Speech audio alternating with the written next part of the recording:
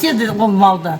Қиыншылық заман болған, асасылық қиыншылық заман басталып кеткен. Сонда менің жаңағы нағашы атам мекеден келген күшті көріппен тауып болып кеткен. Көріппен прям айтатын, сонда анам айтатын. Бүйтіп құмалақ шашқанда құмалақ жаңағы сөйлеп кетеді. жүріп кетеді, сондай сөйлейді дейді. Енді сол бабамыз келгеннен кейін қиыншылық заман болып кеткенде анау Тараздың таудың Қаратаудың басына су адамдарды барып біреуіне мал сойып кетпемен невенен киркамен канал қазған. Канал қазып бір жылдай канал қазып елдерді асасылықтан құтқарып сол малдарды сойып соларды тамағына сұраған. Сонан ағайын Суханбай дейді. Михалкин Буденковадан Михалкин ар жағынан сол жерге канал әкеп елді суғарып, жерді суғарып, жерге қылша еккен.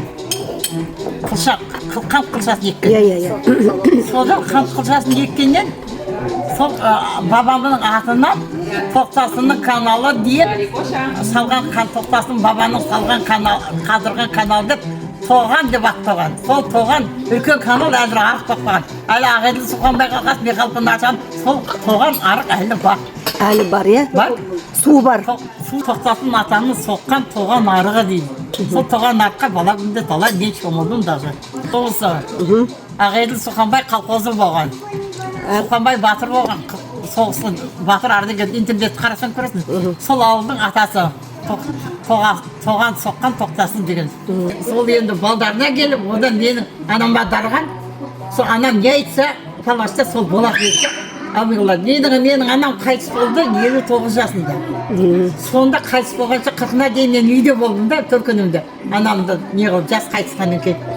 Анамның 40-ын бергенде қоңғағын түсінбей жаңағы Тоқтасын нағашым маған көрінді ғой. Аян болды, иә? Аян бергенде прям көргенде түрі жоқ. Аттанда киіп алған мына ерге шейін жабық. Яқта шоққа шақалы бар. Маған бүйтеді. Мен қызым, мен саған батамды бердім. Сенің анаң менің не берем? Бізге келді, біздік болды. Саған енді анаңдағы батаны саған бердім. Ақ дегенің алғыз, қара дегенің қарғыз болсын, ниетің қабыл болсын. Мен десем, мен болмайын деп жылайын да, сүйсем, саған өтірік нағашы түсімде бұрға, мен как болса анау ұшам ғой, ұшам, аңашал жоқ деймін.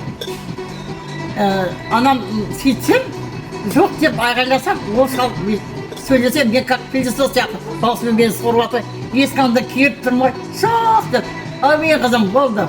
Мен қызым батамды берді, мен дедім маған. Мен дедім, жүре бердім, осыдым. Сөйтіп, ауырғаннан дәуреніме қабат едім, 80 жасы жылғы балама. Ауырғанымда, мені бір молдаға, бір келін айтты, менің әкем сондай тауып, соған бар оқытылсайшы деді. Енді жан керек, жарайды дедім. Күйеуім апарып беріп, ана кісі, сенде 7 күн оқимын деді, қызым деді. Онан кейін саған батамды берем деді. Мен айтам, түсімде бата берді ғой маған. Содан құтқарыңызшы деймін ғой. Сонан қой әкел деді, қой апардым. Сөйтіп мені оқыды ғой. Бір күн оқыды, ана енді құлап ауырып өлдім қалдым ғой. Екінші күн оқуға барған күн вообще құсып түкке шамаң бет. Ол түсімде ата қайтадан кірді ғой баяғы атам. Қызым, не істеп жатырсың? Менің аяғымды, қолымды барлығын кісендеп байлап жатыр. Енді сол барған кісіге барсаң, аяғын дұрыс сындырамыз деді. Бармайсың деді. Содан бармай қойдым. Сонда немере қызы жіберіпті, кетін мен оны 5 күн оқуым бар деп. Ана атам жібермейді деді мен. Жаңағы тәуіп кісі әзір қайсы болып кетті. Сол мен бармаған екен, ана тәуіп кісі күштіп көріппел болып қаңғып кетті, Қазақтан да қаңғып кетті. Қазақтан да қаңғып кетті. Ана елдерді жүріп, жазы белдеп сондай тәуіп. Апа, сіз бұлай айтпауыңыз керек еді, менен ал деп айтпауыңыз керек еді, иә? Ал деген жоқпын. Просто сол атла түсіме кіруге қорқам. Мен құтқарыңызшы дедім ғой. Иә, құтқарыңызшы. Керек жоқ деп тұрғаннан кейін. Керек жоқ да. Сосын одан кейін қайтадан кейінгі бір қызды айтайын. Соған не керек? Бір күні мен ертең айт деген күні жаңа зығырмай деген қиын болды ғой. Зығырмай әкелерім сөйтіп ертең айтқан намсірендеп кетіп бара жатсам, екі көзіме бір ағит көрінді ғой, қарайды. Мені қауғылайды, оф деген, деп салқаннан құладым. Сонда кетіп бара жатсам, бел омыртқан 2 жері сынды ғой, бірінші бел омыртқан 12-ші. Түк білмей өзіме келмес, сонда үйге алып барып қайнымыз больницаға апарды. Сол кейін өзіме келген уақытында ата түсіне қайтадан кірді ғой. Қызым тобанға келдің ба деді нағашы атам. Болды, келдім деді. 6 ай больницада жаттым. Саған өтіріп нағашым дамда тұрмын ғой. Мына мойны адамның ұстап тұратын бел омыртқа екен ғой. Қимылданмаймын, жатамын. Только трубкаменен жаңа сүт қатық буламық ішем, қимылданбай жатып. Одан Шымкентке жіберді олар. Шымкентте жатқанымда бір қауіп бар екен деді. Сонда енді балдаққа тұрдым былай. 6 айдан кейін балдаққа тұрғанымда ана біреу айтты да маған, мына жерде Нахалкада бір әйел бар көріп келді. Сен соған бар деді. Бөлем есерде тұратын еді. Апарды. Апарды есіктің алдында тұрса, ана іштегі әйел, есіктің алдында балдақта тұрған әйел кім ол деді. Мен деді. Сіз маған кірмеңіз деді. Сіз кірсеңіз мен дарымнан айырылып қалам дейді. Құдіретімнен дарымнан айырылам дейді. Кірмеңіз бияқа дейді. Сізге өзі Алла бата беріп қойыпты ғашық аталарыңыз. Сонда ғашық атаңызды толып барыңыз.